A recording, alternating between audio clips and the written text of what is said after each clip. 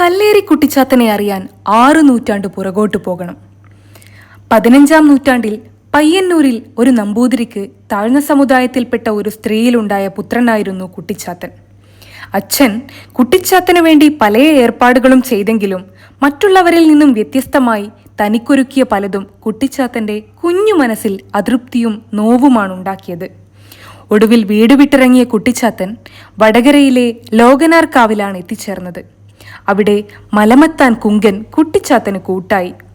അത്തവണത്തെ ലോകനാർക്കാവ് ഉത്സവത്തിൽ ഓലക്കുട കെട്ടാനുള്ള അവകാശം കുങ്കനായിരുന്നു.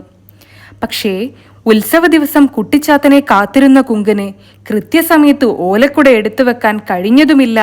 അതുകൊണ്ട് കഠിനമായ മർദ്ദനം ഏൽക്കേണ്ടതായി വരികയും ചെയ്തു. കുങ്കന്റെ സങ്കടമറിഞ്ഞ കുട്ടിച്ചാത്തൻ ഉത്സവ പന്തലിൽ തീക്കൊട്ട വലിച്ചെറിഞ്ഞായിരുന്നു പ്രതിഷേധിച്ചത്.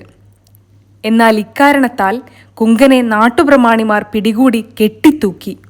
അങ്ങേയറ്റം കോപം കൊണ്ട കുട്ടിച്ചാത്തൻ കുങ്കന്റെ കഴുത്തിലെ കുരുക്കുമഴിച്ച് ലോകനാർ കാവിലെത്തി പൂരപ്പാട്ടുപാടി താണ്ഡവ നൃത്തമാടി കല്ലേരി ഭാഗത്ത് നടന്നു നീങ്ങി എന്നാണ് ഐതിഹ്യം. പിന്നീട് കുട്ടിച്ചാത്തനെ കണ്ടവരില്ലെന്നാണ് പറയപ്പെടുന്നത്. എന്തുതന്നെയായാലും പിന്നീടുള്ള കാലം കല്ലേരിയിലെ ജനങ്ങളുടെ പ്രാർത്ഥന കേട്ട് കുട്ടിച്ചാത്തൻ അവിടെ തന്നെയുണ്ടെന്നാണ് വിശ്വസിക്കപ്പെടുന്നത്.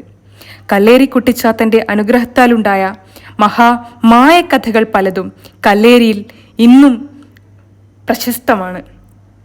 കോഴിക്കോട് ജില്ലയിൽ വടകരയിലെ കല്ലേരിക്കുന്നും അരൂർ മലയും അതിരിടുന്ന വടകര മാഹി ജലപാത സമീപത്തുള്ള ഗ്രാമീണാന്തരീക്ഷത്തിലാണ് കല്ലേരി കുട്ടിച്ചാത്തൻ ക്ഷേത്രം സ്ഥിതി ചെയ്യുന്നത്.